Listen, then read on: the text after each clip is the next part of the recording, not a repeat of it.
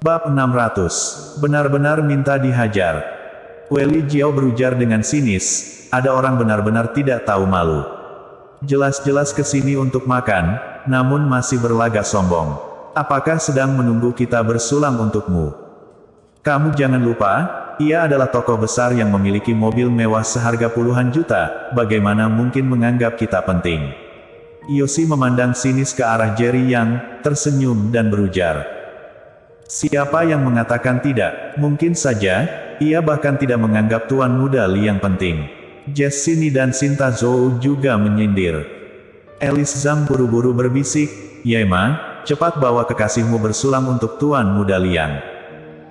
Yendri Liang seperti tidak mendengar apa-apa, duduk di tempat duduk sendiri sambil tersenyum, juga tidak bicara, seperti sedang menunggu Jerry yang bersulam untuknya. Dalam waktu sesaat, Yema Pang langsung merasa ragu. Ia tidak ingin bersulam untuk Yendri Liang, tapi sekarang, semua orang sengaja mengincar Jerry Yang. Jika ia tidak bersulam, apakah Yendri Liang akan membalas dendam pada Jerry Yang? Tapi hari ini ia membawa Jerry Yang ke sini, tujuan awalnya memang untuk menolak Yendri Liang. Tepat ketika Yema Pang merasa bimbang, Jerry Yang tiba-tiba terkekeh. Di bawah pandangan semua orang, ia mengambil cangkir teh dan mengisi teh hingga penuh untuk dirinya. Semua orang saling memandang satu sama lain, terlihat kebingungan.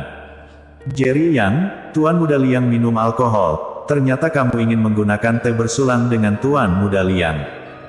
Tidak lama, Weli Jiao menyadari hal tersebut. Ia langsung berdiri dan berujar dengan marah. Yoshi juga tersenyum sinis dan berujar, mengatakan kamu adalah tokoh besar, kamu benar-benar menganggap dirimu sebagai tokoh besar. Jangan beritahu kepada kita, kamu akan mengendarai mobil nanti, tidak bisa minum alkohol, ingin menggantikan alkohol dengan teh. Yema, kekasihmu benar-benar luar biasa, ternyata ingin menggunakan teh bersulam dengan Tuan Muda Liang.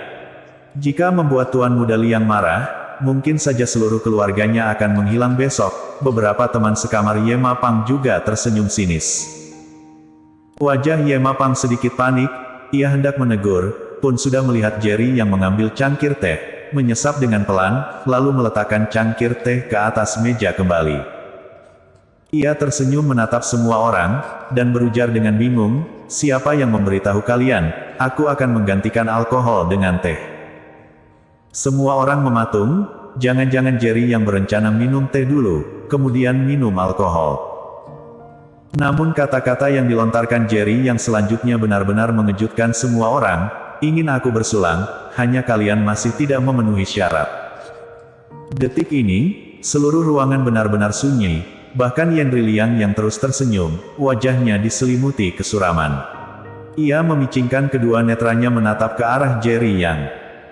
Teman sekamar Yema Pang serta kekasih mereka, senyuman sinis mengembang di wajah mereka saat ini. Seperti sangat menantikan balas dendam Yendri Liang pada Jerry Yang. Yema Pang yang awalnya terus merasa khawatir, setelah memperhatikan Jerry Yang terlihat tenang itu, rasa takut di hatinya justru benar-benar menghilang.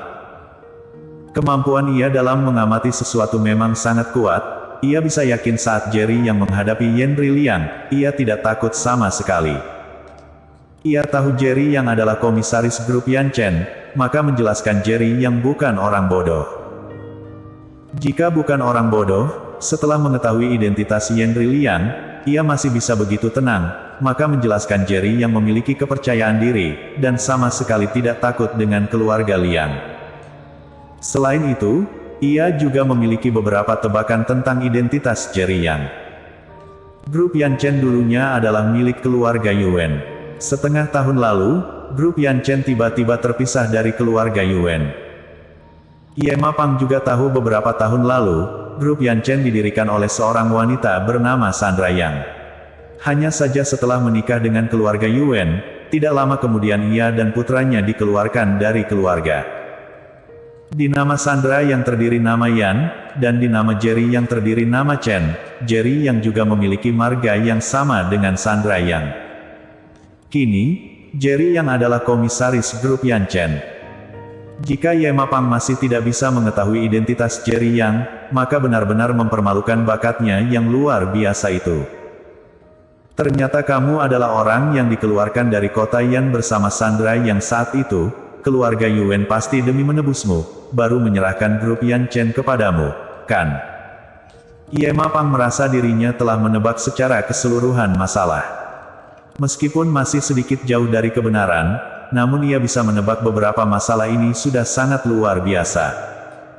Ye Ma Pang yang awalnya masih terlihat ragu, tiba-tiba terlihat santai, yang membuat Jerry yang justru sedikit bingung, mengapa wanita ini tiba-tiba tidak takut. Sepertinya sobat yang sangat percaya diri dengan latar belakang sendiri. Yendri Liang tiba-tiba terkekeh dan berujar, wajahnya tidak terlihat marah sama sekali. Ini membuat semua orang merasa sangat kecewa, awalnya mereka mengira Yendri Liang akan menyerang Jerry yang sekarang. Jerry yang tersenyum tipis, aku adalah pendukung terbesar untuk diriku, Tuan Muda Liang tidak perlu mencari tahu tentangku. Yendri Liang mematung sejenak, tiba-tiba terbahak-bahak, aku tidak menyangka sobat yang adalah orang yang sangat humoris.